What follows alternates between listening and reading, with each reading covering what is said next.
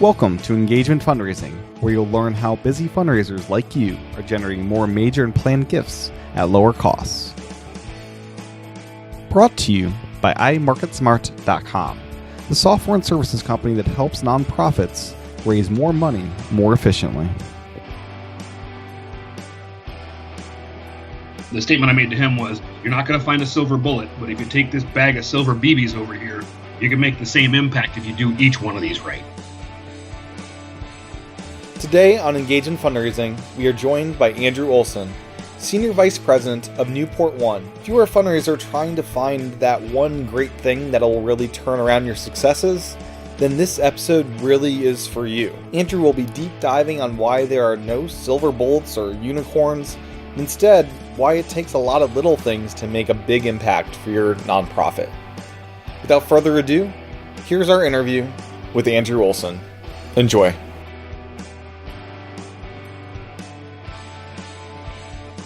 Welcome to Engagement Fundraising. We're here today, Greg and myself, as well as a special guest, very special guest, Andrew Olsen. Welcome, Andrew.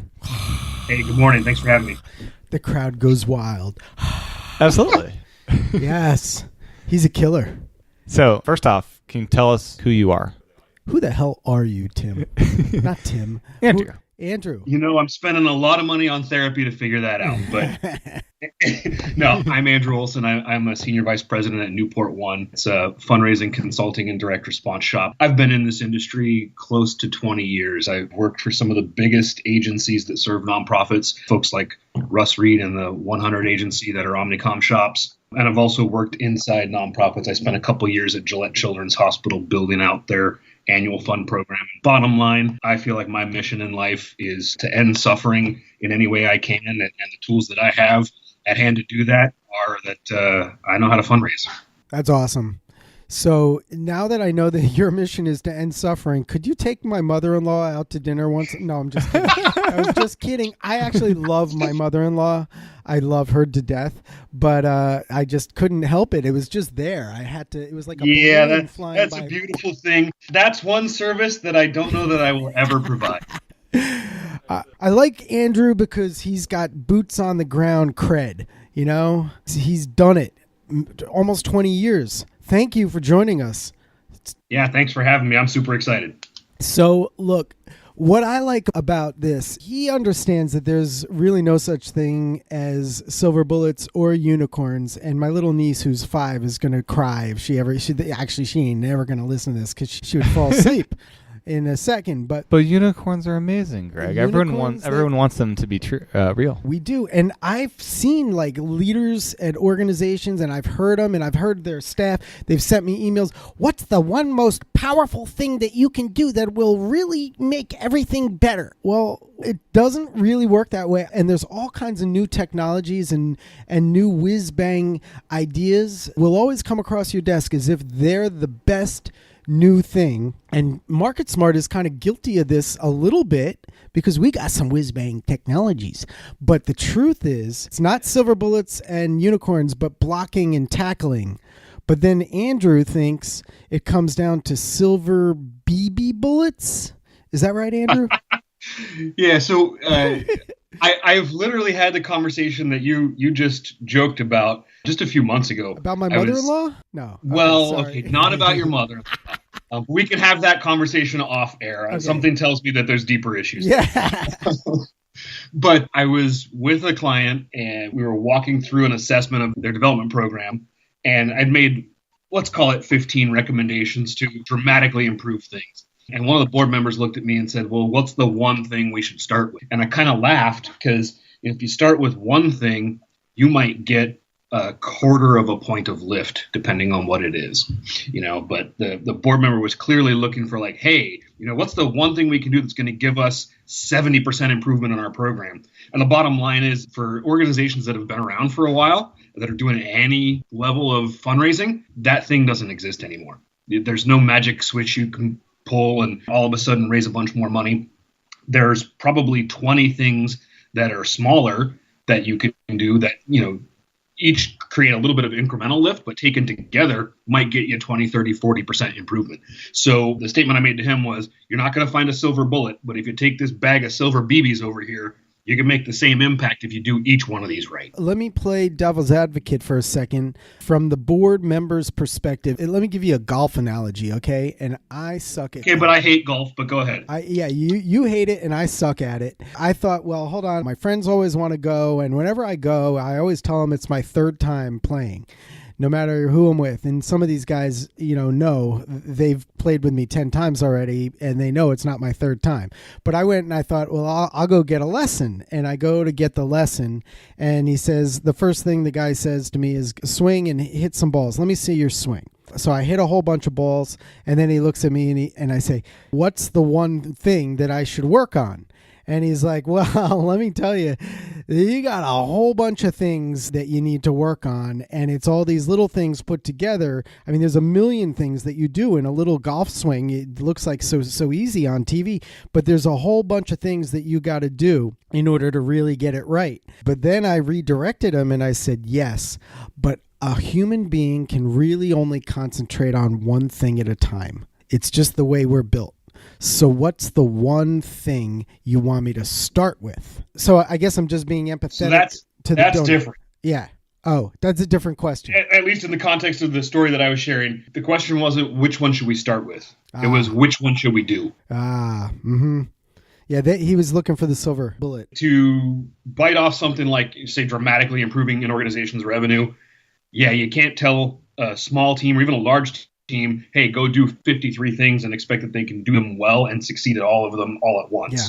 But there has to be a commitment to systematically approaching the business and fixing or changing everything that needs fixing or changing, rather than just assuming you can turn one dial and everything is fixed. So now that kind of also goes to the top. It's great that you were even dealing with the board, but a lot of times if the leadership is screwed up, whether it's the board or the paid leadership, you're cooked.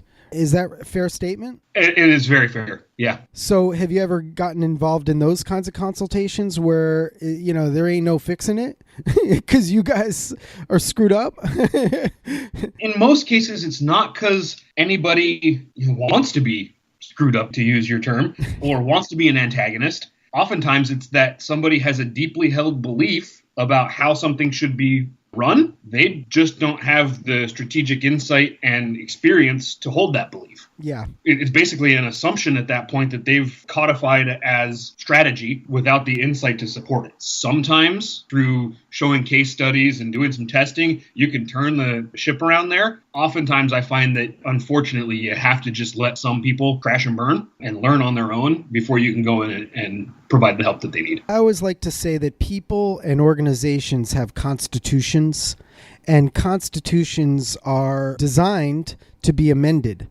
But some constitutions, and especially if they pretend that they're a democracy, but they're really a dictatorship, then they will never amend their constitution. Sure. And that ends up becoming just a really, really big problem.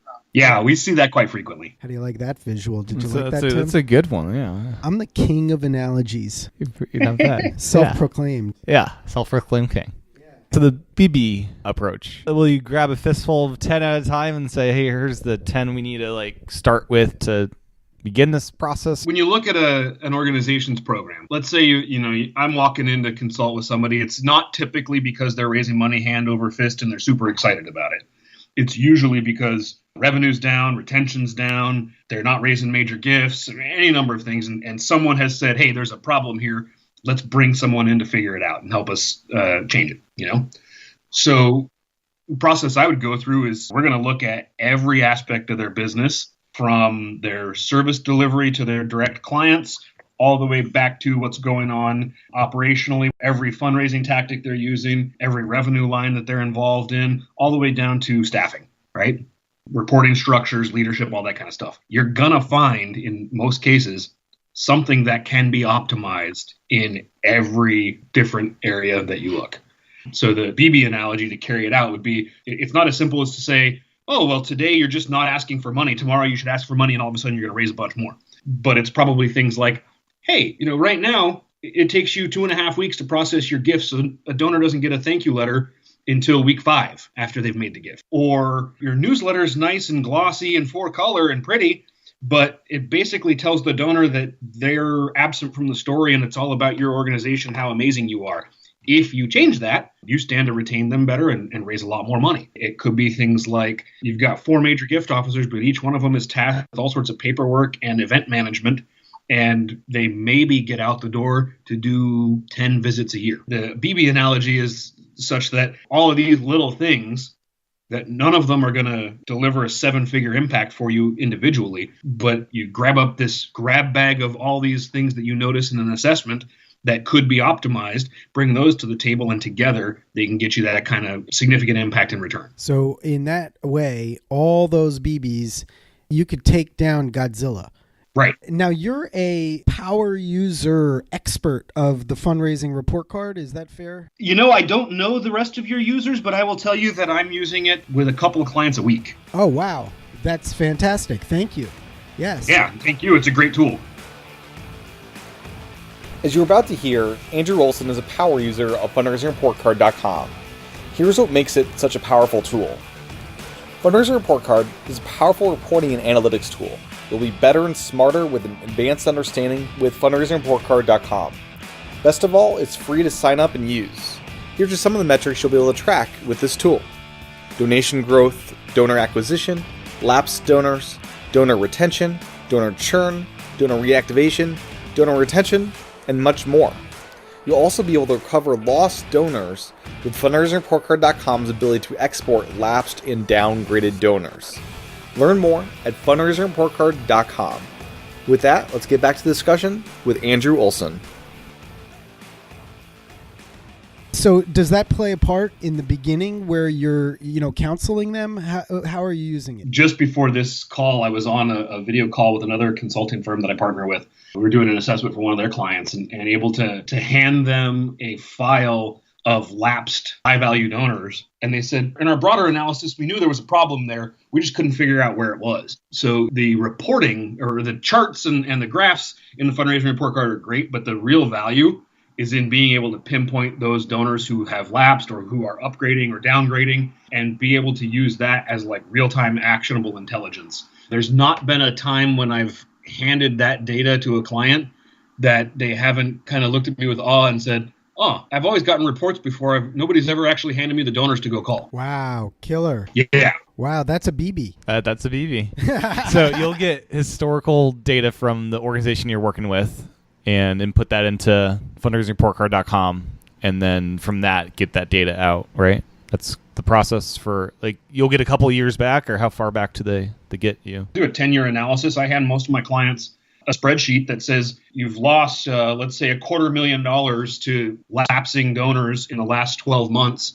And 100,000 of that comes from donors who've given you single gifts of $1,000 or more. Go call this list of 20 people right now. And that becomes an immediately actionable activity that they can do. They know will have meaningful impact because it's not like we're telling them to go call the $5 donors that are lapsing and will never come back. Right. You're using it for major gifts, $1,000 or more, depending on the organization. Those could be substantial for them. Do the analysis on the whole file, but it's kind of like the 80-20 principle. I want to focus on those 20, or in most cases nowadays, like 10% of the people who are going to give the most money.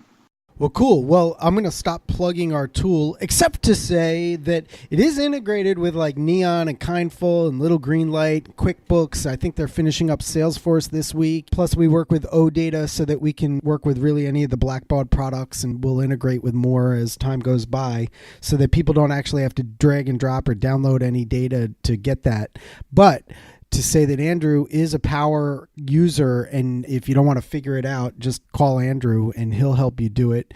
Here's the other cool thing about Andrew. He really understands the 1, 2, or 1, 2, 3, 4, 5 punch of multi-channel marketing, especially for mid-level giving and even for major donors, of how to really do marketing in a donor-centric, highly relevant, personalized way that not only makes people feel good, but helps them move themselves through the consideration process. Is that a fair statement? He's going to say no. Yes, that's exactly how we approach it. So tell me about that. What's not new and fuzzy, and because we know there's no unicorns, but what's the blocking and tackling that comes when you engage with a client in that way? Yeah, I think for a lot of organizations, they've gotten so hooked on sort of like plug and play direct mail fundraising, right? Let's use that as our example for now. So they hire an agency and they tell the agency, go raise me money. And the organization, they then start talking to every donor the same way because that's the cheapest way to do it, right? So you have a $2 donor who's probably never going to give you another $2 or anything more than that. But they gave because they were moved once and then they didn't have a great experience with you after that. But they sit on your file as a record and it's mailable. So, they get a communication. Unfortunately, for a lot of organizations, the communication that $2 donor gets is the same one that, say, a $2,000 a year donor gets. Yeah. So where we've really honed in and focused is on creating differentiation for those donors. So not just by donor, so Jim versus Mary, but also based on what we know about where they are in their life cycle with the organization, what kind of other information that we can access, whether it's modeled data or appended information or any other kind of behavioral data, pair that with the unique offers that the organization has. So I'm going to use an example of something I know really well, which is the rescue mission / homeless shelter space. The core offer that most of those organizations use is something around food. So it'd be like, $1.97 provides a meal for a homeless person. Well, that's a great offer in the mail for a low dollar donor. Super tangible. They know how they can solve the problem quickly and easily. It's a low price point. You're going to get a lot of, $10, $12, $20 gifts at that level. When you're talking to a donor who has the capacity to give you $20,000, $50,000, $100,000, what are you going to do? Tell them that you need 1 billion meals to match their price point that they can give to? It's not efficient, it's not effective, and it's not what those donors want. So what we've really found success with over the last couple of years is taking an organization's programs, even in the mail. It used to be a place that was reserved for major gifts where you didn't really do this unless you were face to face with somebody. But now taking a program and breaking it apart and creating special offers in the mail for a donor so that now we can say, okay, this particular set of supporters, they have the capacity to give big gifts. We're going to talk to them in the mail as if we were sitting across from them at their dining room table. And we're going to unfold a program for them that is about life transformation. It's not just about a meal. So we might talk about the fact that, a homeless person came through this shelter first to get a meal. But then we're going to talk about their job training and their transitional housing and their support services and all of the different aspects of the program that this donor supports that are only possible because of their giving, but that are much more significant and transformational than sort of that really addictive $1.97 to provide a meal. And we're going to do it in a way that's respectful to the donor and that also shines the light on the fact that in that scenario, the donor is the hero. They're the one that's actually providing the resource that makes that impact for that person. And we have major success with that. In fact, a couple of years back now, we ran 2 campaigns like that in 6-week periods. And for both of the organizations, we raised them over $1 million in a 6-week period from a group of people who either had been lapsed and hadn't given in the last 24 months, or a group of people who'd given 50 to 70% less whenever they were contacted in the past. So unfolding that kind of data and sharing those deeper, richer insights and offers and doing it in a really personal way, integrated through mail, phone, and email, has been really transformational for a number of my clients. So what kind of ROI, return on investment, are you talking about compared to, the event marketing or the acquisition, fundraising? For campaigns like that, the ROI ranges anywhere from a 5 to 1. We've seen it as high as like a 15 to 1. That's terrific. If you look at acquisition, you're not even going to get a 1 to 1. Right, because you acquire them so that you can then do follow-up. So what you're saying is if you speak to people in a highly relevant, highly personalized way, you provide them with offers that deliver value in a first-class VIP, red carpet, red velvet rope, did I already say first class kind of way? Yeah. They respond by giving exponentially more and yielding a tremendous ROI. Is that what you're saying? That's exactly what I'm saying. And I'll tell you some bullet point specifics. For one of those campaigns, we had a donor make an $85,000 estate gift commitment in the mail. In another one of those campaigns, we included some lapsed corporate donors, and the organization had a company representative from one of those organizations walk a $500,000 check in and say, gosh, we didn't realize until we got this campaign mailer that we hadn't given to you in the last 2 years, so we want to make up for that. Wow. And not every gift is going to be that way. There were certainly lots of $250 gifts, lots of $500 gifts. But with an approach like this, it's not uncommon to get a 5 or 6 figure gift in the mail. And the expectation is everything. It's if you're sending a generic low-level donor letter, you wouldn't expect to get high returns off of a single Absolutely, individual. you get what you ask for. Yeah. That's killer. I love to hear that kind of impact and ROI. The other piece of this is the long-term ROI. So these organizations, they generated this kind of lift and giving from those donors. And for some of them, they brought them back after having lapsed for 4 or 5 years. And that's a great story. But the beauty of it is the long-term. So one of those organizations now has an incredibly robust major gift program going, in large part because they reactivated those donors and then had a pool of supporters who had just raised their hands with big gifts. Their new major gift staff could start to cultivate personally. So, it's not a one and done kind of approach that you just say, hey, I'm going to send this mail and then I don't have to do the hard work of building a major gift program. It's really sort of a catalyst to help organizations light the fire under the major gift program. Yeah, it's all part of a comprehensive approach. More BBs. Yep. And more BBs. As a boots on the ground kind of guy, what do you see on the horizon? I'm guilty of this too. I want to know what's new, what's flashy, what's amazing. Or is it really just that what's new on the horizon is all vanilla and you just got to do the blocking and tackling? What gives here? There's certainly things that are going to be new that are going to be of significant value. The data modeling that we're seeing these days and the move toward engaging with supporters in marketing automation platforms that are delivering information that the donor wants when the donor wants it in the way that the donor wants it. That is, for most nonprofits, very new. It's something that commercial organizations have done well for a time, but not in the nonprofit space. So something like that enhances and enriches the donor experience. Again, not brand new to the world, but certainly new to the nonprofit space. I think any kind of technology platform that can bring the donor closer to the mission in a really authentic way and engage them that way will be very valuable in the future. What about the narrowing of the donor pyramid, so to speak? I think that's probably the biggest risk that we have industry-wide. So when I look at all the economic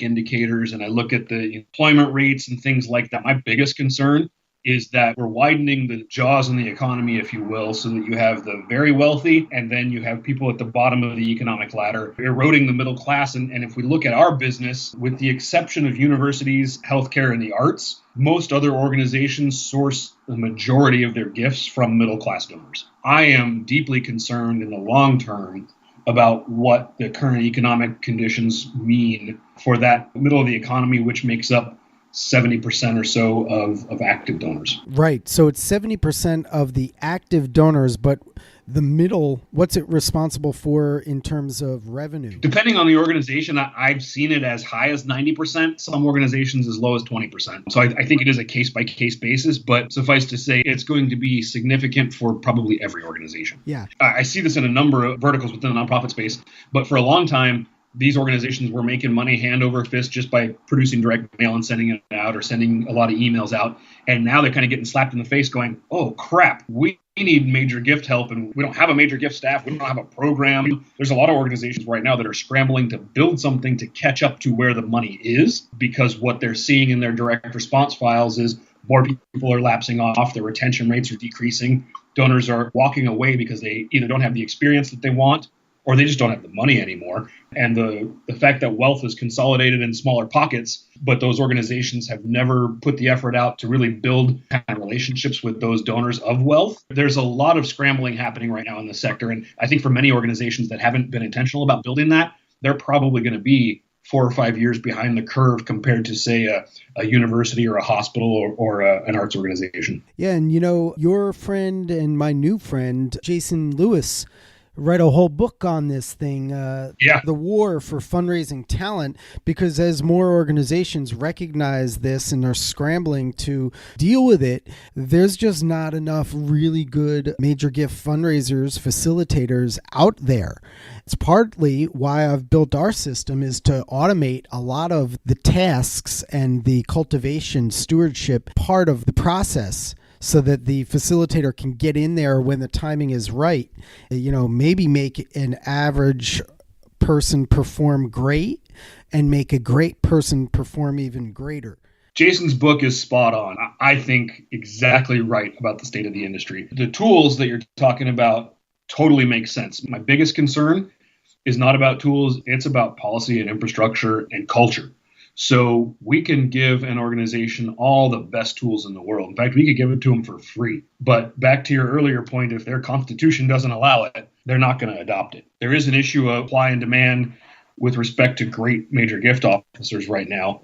But beyond that, there are some shops that currently employ some great major gift officers, and those people are going to walk pretty soon because they don't have the culture to support them being successful. So I think one of our biggest challenges in the industry has nothing to do with available revenue or available technology, and I think it has everything to do with culture. It's a leadership issue. Yeah, well, you know what? I've stated that before. I'll just kind of throw my little Molotov cocktail into the mix and say that I think that there are a lot of weak leaders, not only in the private sector and at private businesses and pizza shops and accounting firms, but also in the nonprofit sector. They don't know how to build a board properly. They don't know how to build a brand properly. I can't tell you how many times I hear people say our branding team and, you know, this doesn't match our branding and things like this. I'm the marketing guy who created, you know, these directions for brands and wrote the slogans. And I got something to tell you.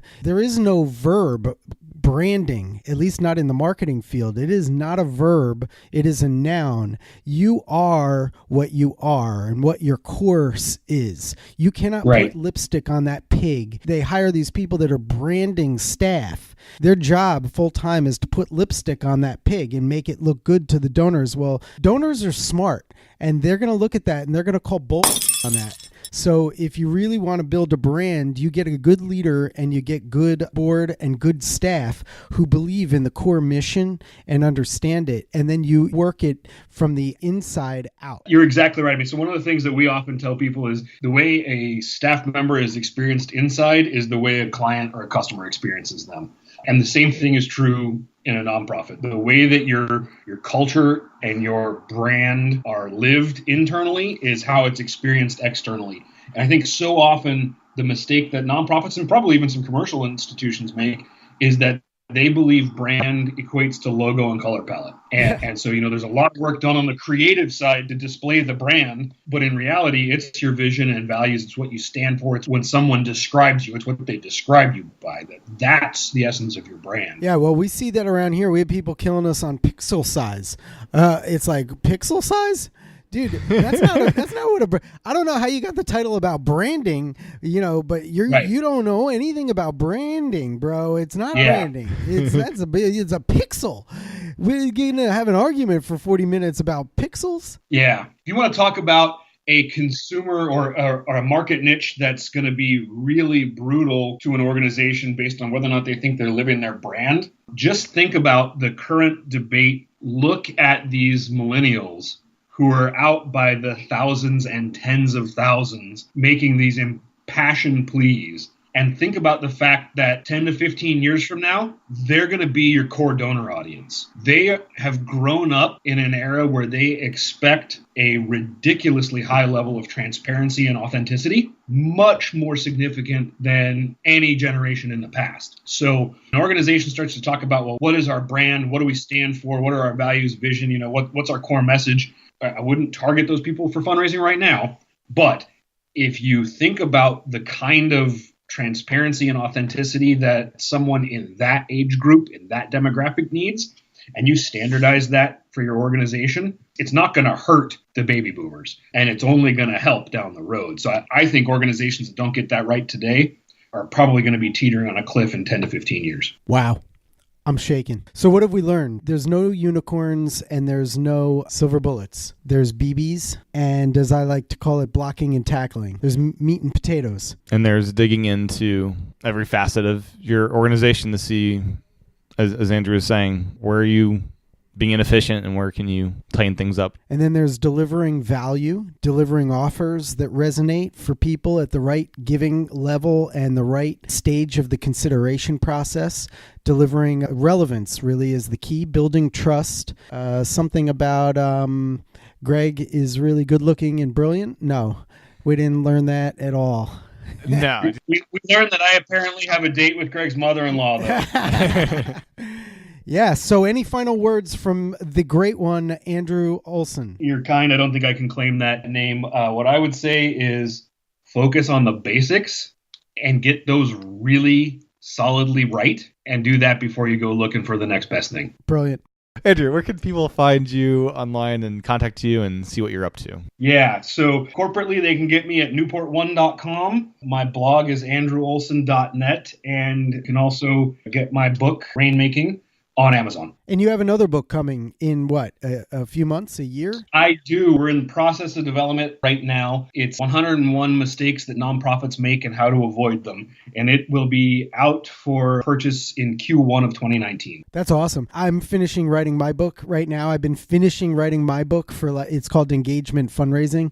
And it's probably been, 6 months that I've been finished. It's kind of like peeling the skin off of my face. It's more like peeling the skin off of my face while shoving a screwdriver up my nose. How about that? Hey, that sounds like a lot of fun. It's so much fun. I can't tell you. I don't like this part. I'd rather just write it and then, but all this other stuff with the editing and people giving me their 2 cents. So you're really energized to do a second after this one. I'm tired just thinking about it. My advice is never to write a book. Andrew, why are you doing this to yourself? Do you really like it? So I'm doing it for a couple of reasons. The impetus for writing this book was that a couple of years ago, I took over the food bank program at the Russ Reed Company. And I went and met with about 75 food banks in a 12-month period. And I was struck by how many of them make the same mistakes. Wow. I come from a culture where it's like, yeah, I don't care if you make mistakes. Here's the list of ones we've already made. Don't make those. Go make something new and learn something different. The fact that in 75 meetings, I probably saw 80% of them making the same kind of mistakes. And then I went and met with other kinds of organizations at about the same scale and saw, again, really similar mistakes being made. So I sat back and thought, well, gosh, how much more money would be available for impacting the environment, for saving animals, for bringing people off the streets, for rescuing, kids who are being trafficked, if we just stop making the same damn mistakes and do things better. That's where I'm coming from, and so I feel compelled to write it. But as you know, because you've also contributed some content for this next book, the one thing that I changed is rather than doing it all myself, that actually with Rainmaking, I had my friend Roy Jones co-authored. He's also a brilliant author. You ought to talk to him sometime. But this time I have about 15 industry leaders contributing content as well, because I'm sure for the mistakes that I've observed, everybody else probably has their own list as well. It's a bigger group, a lot more voices, and it also takes a little bit of the stress off of me. Well, I'm totally psyched to see that. I hope I get a sneak peek. You will. And then I'll promote it. Sounds good. I will appreciate that. My pleasure, because I use the law of reciprocity, my friend. You know what I'm saying? Wink, wink. Yep. Going to promote my book, right? Hey, I am the consummate marketer. When's yours coming out? In the fall of this year, 2018. September, Perfect. Really. Are you marking your calendar? Did we lose him? Well, I am. He's tattooing his face with the date, so he sees it. I'm just getting my screwdriver. Thanks again to Andrew Olsen for his time. And thank you for listening to this episode of Engagement Fundraising. If you like the show, make sure to review it on iTunes and pass along to a friend or colleague. If you're curious about what we do, make sure to check out imarketsmart.com and don't forget to try out Fundraising Report Card found at www.fundraisingreportcard.com. Thanks again for listening to Engagement Fundraising.